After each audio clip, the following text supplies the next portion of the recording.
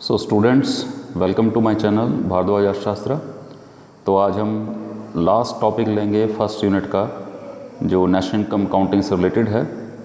ज़्यादातर टॉपिक्स हम कर चुके हैं, so will take the last topic. इसमें हम पढ़ेंगे कि रियल जीडीपी क्या होता है, नॉमिनल जीडीपी क्या होता है और जीडीपी डिफ्लेटर क्या होता है। So these three things we shall see. So what is real GDP? Remember how to calculate GDP? So GDP is calculated by multiplying the quantities produced। the physical production को हम prices से multiply करते हैं, कीमतों से multiply करते हैं। लेकिन जब हम present production को किसी base year price से multiply करते हैं, क्योंकि कीमतें लगातार बढ़ती रहती हैं, अगर कीमतें बढ़ गई हैं तो लेकिन प्रोडक्शन हमारी नहीं बढ़ी है, सिर्फ कीमतें बढ़ी हैं, तो अगर सिर्फ प्राइसेस बढ़े हैं, लास्ट ईयर जितनी ही प्रोडक्शन है, तो हमें लगेगा अगर हम फिज़िकल प्रोडक्शन को प्राइसेस से मल्टीप्लाई करेंगे तो हमारा जीडीपी हमें बढ़ा हुआ नज़र आएगा।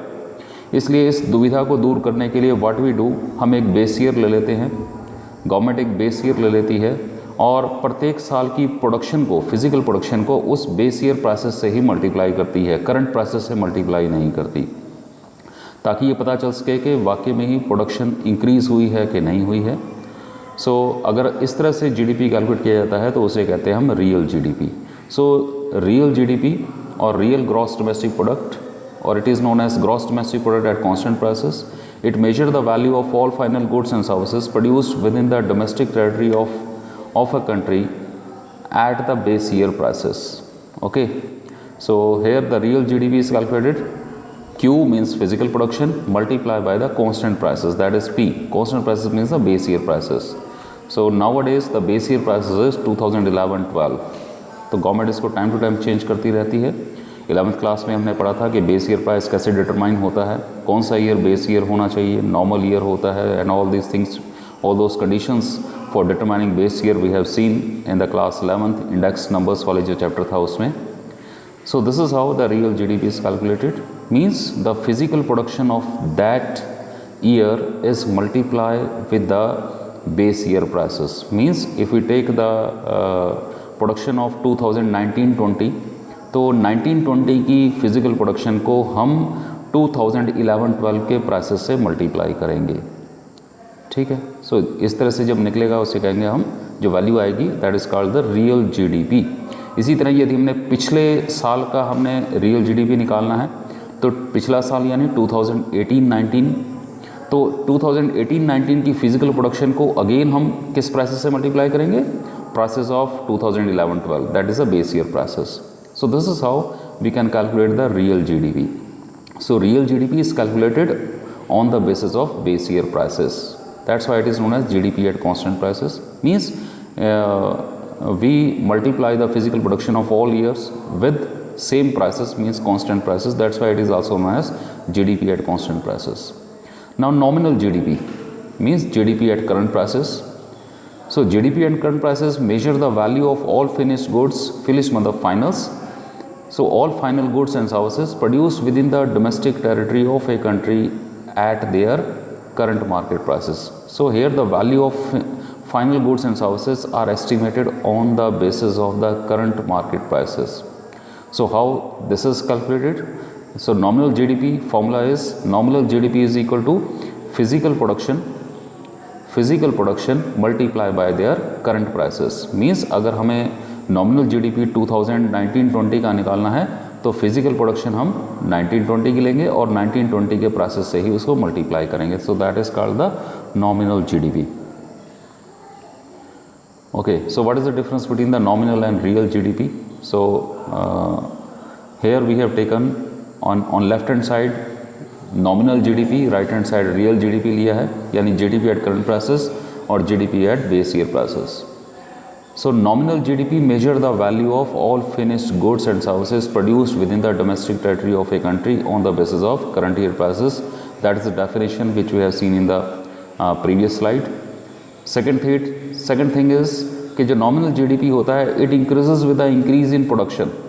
तो nominal GDP increase in production के कारण तो बढ़ता ही बढ़ता है, ठीक है, लेकिन अगर प्रोडक्शन सेम रहे प्राइस लेवल इंक्रीज हो जाए इकोनॉमी में तब भी नॉमिनल जीडीपी बढ़ जाता है. So it increases with the increase in production of final goods and services as well as increase in the price level of the economy. Third thing is means it increase with the price level also, so it has the price effect. Means nominal GDP में price effect भी होता है, कीमतों का प्रभाव भी होता है. Then if you want to measure the economic growth rate, economic rate लिखा हुआ है, economic growth rate should be there. So it is not the good indicator of economic growth rate. So it is not a good measure of economic growth rate in the economy. We can say it is not a good indicator of economic growth rate. Whereas real GDP की बात करें, so real GDP measure the value of all finished goods या final goods and services produced within the domestic territory of a country on the basis of base year prices. That's why it is also called GDP at current year prices. Then क्योंकि यहाँ पर हम constant prices से इसको multiply कर रहे हैं, तो ये तभी बढ़ेगा जब देश में प्रोडक्शन बढ़ेगी. प्राइसेस के बढ़ने का इसका कोई असर नहीं होता, क्योंकि हम हर साल की प्रोडक्शन को 2011-12 के प्राइसेस से ही मल्टीप्लाई कर रहे हैं, यानी बेस ईयर प्राइसेस से ही इसको मल्टीप्लाई कर रहे हैं. सो इट इंक्रीजेस, ये तभी बढ़ सकता है यदि देश में फाइनल गुड्स और सर्विसेज प्रोडक्शन बढ़े, यानी इसमें प्राइस इफेक्ट नहीं होता. It does not has any price effect. Then we can say it is the good measure of economic growth rate. तो इकोनॉमिक ग्रोथ को मेजर करने का ये एक बहुत अच्छा मेजर है. ठीक है. सो इकोनॉमिक ग्रोथ क्या होती है? Economic growth is a increase in the value of final goods and services produced with in the domestic territory of an economy over a period of time. So economic growth rate क्या होती है कि GDP में जितने % वृद्धि होती है. Naturally economic growth के जरिए हम ये जानने की कोशिश करते हैं कि हमारे देश की प्रोडक्शन बढ़ रही है कि नहीं बढ़ रही, क्योंकि प्रोडक्शन बढ़ती है तो लोगों की इनकम भी बढ़ती है, और इनकम बढ़ती है तो उनका वेलफेयर भी बढ़ता है. तो ऐसा कुछ लोग मानते हैं, तो इसलिए हम ग्रोथ रेट को हमेशा बढ़ाने की कोशिश करते हैं. Then it is conventionally measured as a percentage increase in the real GDP. So growth rate जो मेजर की जाती है, it is the percentage increase in the real GDP over a period of 1 year. Then growth is usually calculated in real terms. तो growth को हम real terms में calculate करते हैं, यानी इसमें प्राइस इफेक्ट नहीं होता. जो इन्फ्लेशन है उसको हम एडजस्ट कर देते हैं, क्योंकि हम यहाँ पर फिजिकल प्रोडक्शन को बेस ईयर प्राइसेस से मल्टीप्लाई कर रहे हैं, तो हम प्राइस इफेक्ट इसमें ख़त्म कर देते हैं. सिर्फ हमें पता चलता है कि प्रोडक्शन वाकई में बढ़ी है कि नहीं बढ़ी है, कितने % बढ़ी है, क्योंकि हम यहाँ पर रियल टर्म्स में ग्रोथ रेट मेजर करते हैं. क्योंकि जो जीडीपी है, मैंने आपको बताया कि ये स्टैंडर्ड ऑफ लिविंग को शो करता है, यानी वेलफेयर को शो करता है. So ceteris paribus means all things remaining same, the standard of living tend to increase when the GDP और per capita GDP is increases. तो हमारा जो स्टैंडर्ड ऑफ लिविंग है वो तभी बढ़ता है जब प्रति व्यक्ति जीडीपी हमारा बढ़ जाता है. तो प्रति व्यक्ति जीडीपी यानी जीडीपी को पॉपुलेशन से यदि हम डिवाइड कर दें, that is per capita GDP, यानी एक व्यक्ति के हिस्से में कितनी वैल्यू की फाइनल गुड्स और सर्विसेज आती हैं, यानी एक व्यक्ति की इनकम कितनी है. We can say the per capita income. हालांकि ये पूरी तरह पर कैपिटा इनकम नहीं होती, लेकिन हम कह सकते हैं कि इट इज़ मोर और less equal to per capita income. So this makes the GDP as a proxy और equivalent for standard of living rather than the direct measure of it. So जब हम जीडीपी यानी percentage increase in GDP मानते हैं, तो इससे पता चलता है कि हमारा स्टैंडर्ड ऑफ लिविंग कितना इम्प्रूव हो रहा है. इसलिए ग्रोथ रेट बहुत मायने रखती है एक इकॉनमी के लिए. ठीक है. तो ग्रोथ रेट इसको इंटरनेशनली इसको एक्सेप्ट किया गया है, ताकि विभिन्न देशों में लोगों का हम स्टैंडर्ड ऑफ लिविंग नाप सकें. लेकिन ऐसा ज़रूरी नहीं कि ग्रोथ रेट के बढ़ने से वेलफेयर भी बढ़े, क्योंकि इसके बहुत सारी प्रॉब्लम्स हैं. कुछ प्रॉब्लम्स मैंने यहाँ पर शो की हैं, इसको 1 बाय 1 हम देखते हैं. क्योंकि कई बार ऐसा होता है कि जीडीपी बढ़ रहा होता है लेकिन लोगों का वेलफेयर या स्टैंडर्ड ऑफ लिविंग नहीं बढ़ता. ठीक है. तो ऐसे कौन से केसेस हैं जिसमें जो जीडीपी है हमारा या ग्रोथ रेट है, जीडीपी के बढ़ने से हमारा स्टैंडर्ड ऑफ लिविंग इंक्रीज नहीं होता. So there are various things, various factors which are influencing this. So number 1, so it is the key issue, who gains from the growth, it depends upon the distribution of income. ठीक है. तो हालांकि एक economy में आय का वितरण एक जैसा नहीं हो सकता. सो it is distribution of income पे ये डिपेंड करता है कि ग्रोथ रेट हमारा बढ़ेगा कि नहीं बढ़ेगा, क्योंकि जो जीडीपी है या ग्रोथ रेट है, जीडीपी ये नहीं शो करता कि इनकम का डिस्ट्रीब्यूशन कैसा है इकोनॉमी में, क्योंकि यदि इनकम का डिस्ट्रीब्यूशन अनइक्वल होगा, क्योंकि इक्वल किसी भी इकोनॉमी में द वेल्थ और income can not be equally distributed in any of the economy. In every economy there are inequalities in the distribution of income and wealth, लेकिन ये inequalities ज़्यादा हैं या कम हैं इस बात पे डिपेंड करता है कि उस इकोनॉमी में जीडीपी के बढ़ने से वेलफेयर होगा कि नहीं होगा। अगर जीडीपी में ज़्यादातर शेयर अमीर व्यक्तियों का है, यानी और गरीब जो पॉपुलेशन है उसका जो शेयर है जीडीपी में बहुत ही कम है, यानी इनइक्वालिटीज़ बहुत ज़्यादा हैं। If there are very large inequalities in the distribution of income, if there are inequalities in the distribution of income is very large, then the increase in the GDP will not increase the social welfare. Like in India, India is facing the situation of starvation, faces the situation of poverty. Okay, ये हर दिन हमें देखने को मिलता है कि भूख के कारण काफ़ी लोगों की मौत हो गई। इसमें जब लॉकडाउन का पीरियड था तब भी हमें ये देखने को मिला कि लॉकडाउन पीरियड में जो भूख के कारण है काफ़ी सारे लोग मृत्यु को प्राप्त हो गए। तो ऐसा क्यों हुआ? हालांकि हमारा जीडीपी बढ़ रहा है, लेकिन फिर भी भारत में ये सारी न्यूज़ हमें देखने को मिलती हैं। ये इसलिए मिलती हैं क्योंकि हमारे यहाँ पर इनकम के डिस्ट्रीब्यूशन में इनइक्वालिटीज़ बहुत ज़्यादा हैं। जीडीपी हमारा बढ़ रहा है, लेकिन जीडीपी बढ़ने का ज़्यादातर फ़ायदा जो हाई इनकम ग्रुप है उनको मिलता है। बेचारे जो लो इनकम ग्रुप वाले हैं, जिनकी जीडीपी में कंट्रीब्यूशन बहुत ही कम है, तो उनको इसका फ़ायदा नहीं पहुंच पाता। तो जो जनरल वेलफेयर है वो वहीं का वहीं ही रहता है। यानी यहाँ पर इंडिया में जीडीपी तो बढ़ता है, लेकिन लोगों के वेलफेयर में उतनी वृद्धि नहीं होती। लेकिन जो डेवलप्ड कंट्रीज़ हैं जहाँ पर इनकम की इनइक्वालिटीज़ बहुत ही कम है, so the countries where the income inequalities are very less, so there the GDP, increase in GDP will increase to welfare of the people. Okay. Then is the non-market activities. Non-market activities. Non-market activities क्या होती हैं कि बहुत सारी ऐसी activities हैं जिनको हम जिन वस्तुओं या सेवाओं को हम बाज़ार से नहीं खरीदते, लेकिन जीडीपी में केवल वही वस्तुएं शामिल होती हैं जिनको हम बाज़ार से ख़रीदते हैं। ठीक है ना, वही जीडीपी में आती है ना। जीडीपी कैसे कैलकुलेट करते हैं? Physical production multiply by market price. But there are some of the goods और some of the services which we do not purchase from the market, like the services of house wives या house husbands. House wives हो सकती हैं, कुछ house husbands भी हैं जिनमें जो लेडीज़ हैं वो बाहर काम करती हैं और हस्बैंड्स घर को संभालते हैं। तो उनकी सर्विसेज को जीडीपी में हम शामिल नहीं करते। सर्विसेज फॉर सेल्फ कंजम्पशन को हम जीडीपी में या नेशनल इनकम में शामिल नहीं करते, लेकिन इनसे वेलफेयर पे तो प्रभाव पड़ता है। ठीक है ना। तो इसका मतलब क्या हुआ कि जीडीपी में बहुत सारी ऐसी एक्टिविटीज़ हम शामिल नहीं करते जिनको हम मार्केट से नहीं खरीदते, यानी ऐसी services which are made for self consumption, they are not included in GDP but they increase the welfare. So not all activities have the market price attached to them. Services of housewife और house husbands, their services are not included in the GDP or the national income. Similarly, the value of homeschooling, caring of the children, a survey estimated that average stay home parent salary would be around $30,000. एक estimate के मुताबिक यदि किसी गृहिणी की सेवाओं की value निकाली जाए तो वो लगभग $30,000 के आसपास आती है।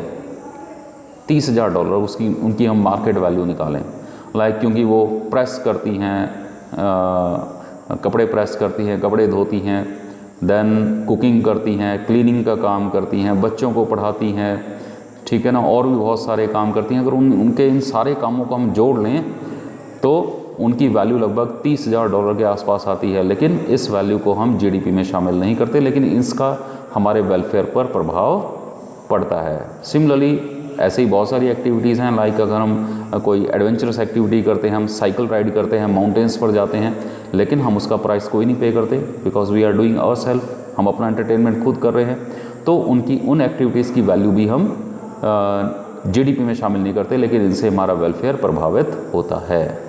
ठीक है। Then is the environmental factor. अब जीडीपी का मतलब क्या है? जीडीपी मतलब production of goods and services. GDP बढ़ने का मतलब क्या है कि जब production of goods and services बढ़ता है, तो जब production of goods and services बढ़ता है तो पोल्यूशन भी बढ़ता है।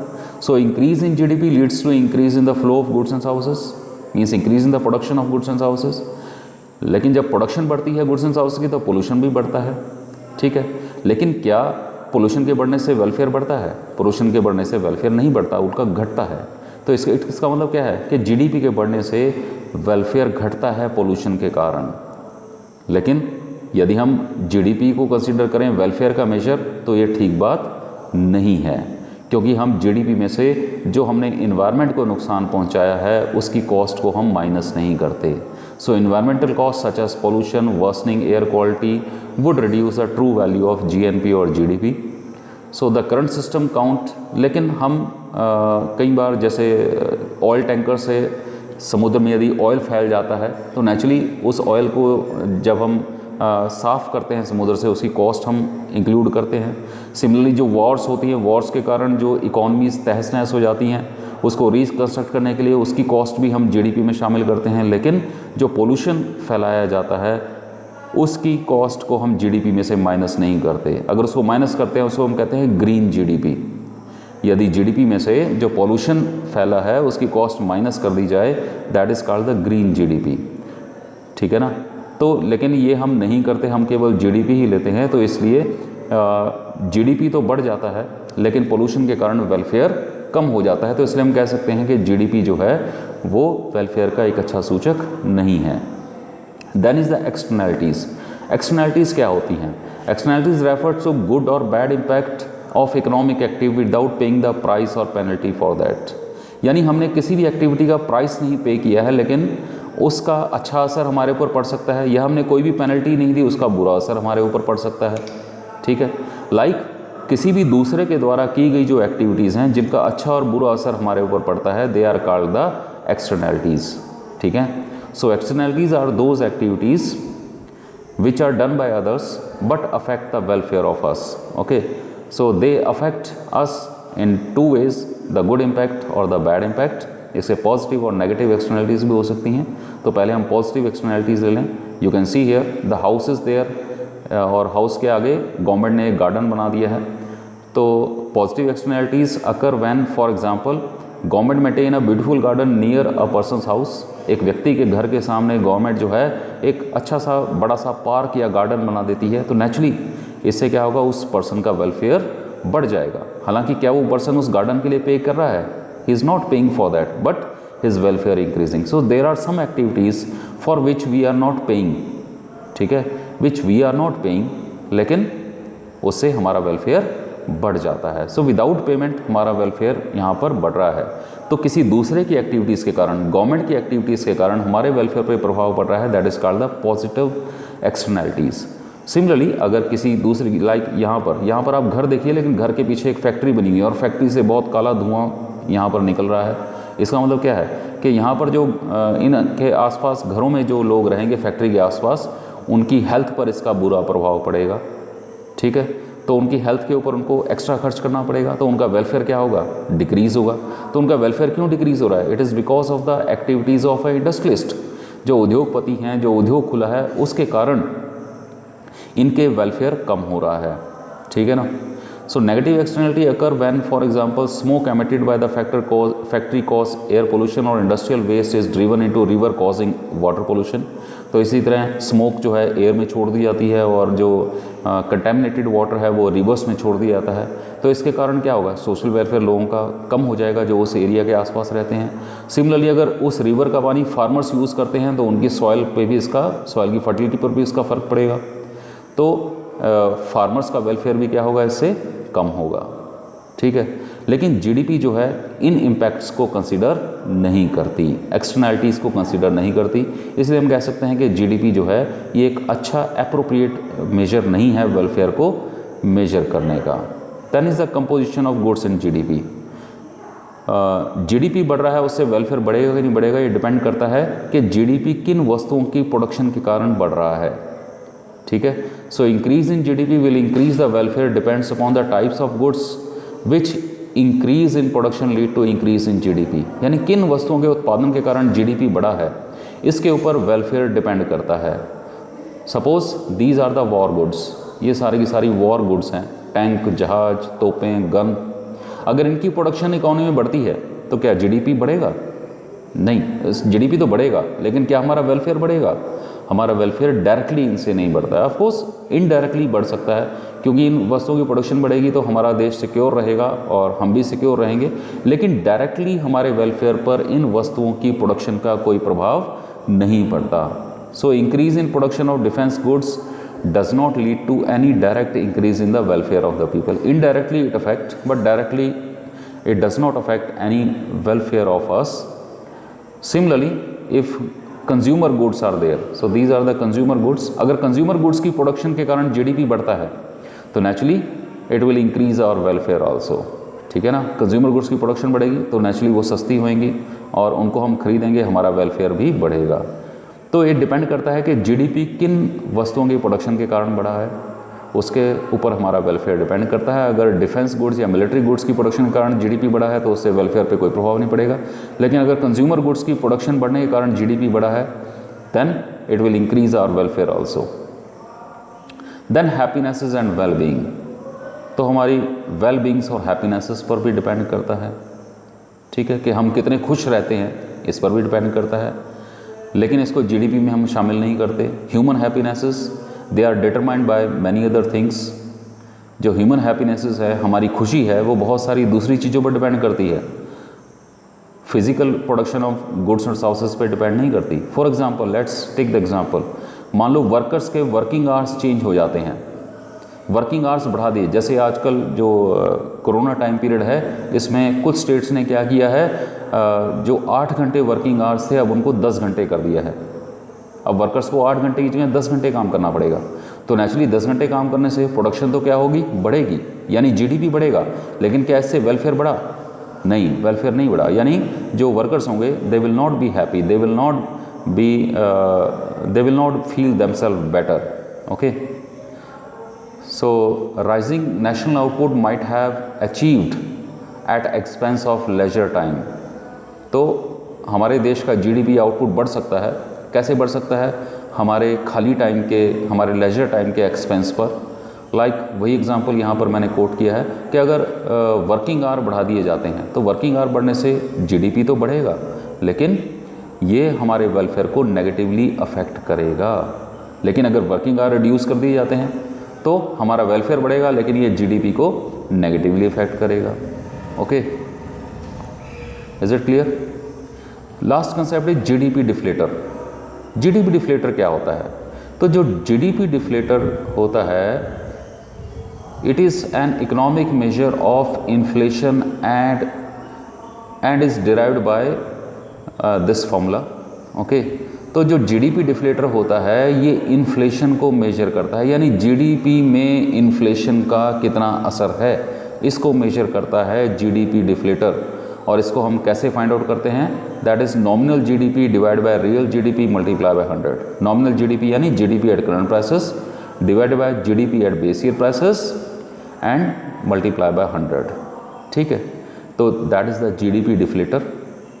तो ये हमें पता चल जाता है कि जीडीपी में इन्फ्लेशन का कितना असर है, प्राइस इफेक्ट कितना है। ठीक है, तो ये जीडीपी डिफ्लेटर शो करता है। तो जीडीपी डिफ्लेटर प्राइस इफेक्ट या इन्फ्लेशन इफेक्ट को शो करता है कि उसका जीडीपी पर कितना इफेक्ट पड़ रहा है, और इसका ये फॉर्मूला है। रिमेंबर, इस फॉर्मूले के बेस पर आपको क्वेश्चन आ सकता है। जीडीपी डिफ्लेटर गिवन हो सकता है और रियल जीडीपी गिवन हो सकता है। आपसे कहा जाए नॉमिनल जीडीपी फाइंड आउट कीजिए, तो अगर जीडीपी डिफ्लेटर गिवन है, रियल जीडीपी डिफ्लेटर गिवन है, तो नॉमिनल जीडीपी का फॉर्मूला क्या होगा? तो nominal GDP is equal to 1 upon real GDP multiply by GDP deflator multiply by 100। Okay, is it clear? So इस तरह से similarly real GDP find out करना पड़ जाए तो रियल जीडीपी क्या होगा? Real GDP is equal to nominal GDP upon GDP deflator multiply by 100। So this is how the GDP deflator. तो इस टाइप के क्वेश्चंस एग्जाम में आ जाते हैं। 2020 का जो पेपर हुआ है उसमें भी 3 नंबर का क्वेश्चन इस प्रकार का आया हुआ है। मेरे ख्याल से रियल जीडीपी कैलकुलेट करना था आपको, नॉमिनल जीडीपी और GDP deflator was given. So you have to calculate the real GDP. So very simple, real GDP is equal to nominal GDP upon GDP deflator multiplied by 100. Okay, so this is all about your national income. I hope कि आपको ये समझ में आया होगा. अगर आपको कुछ भी चीज़ नहीं समझ में आई है तो आप कमेंट बॉक्स में कमेंट करके आप उसको लिख सकते हैं. I will definitely answer it. Okay, thank you very much.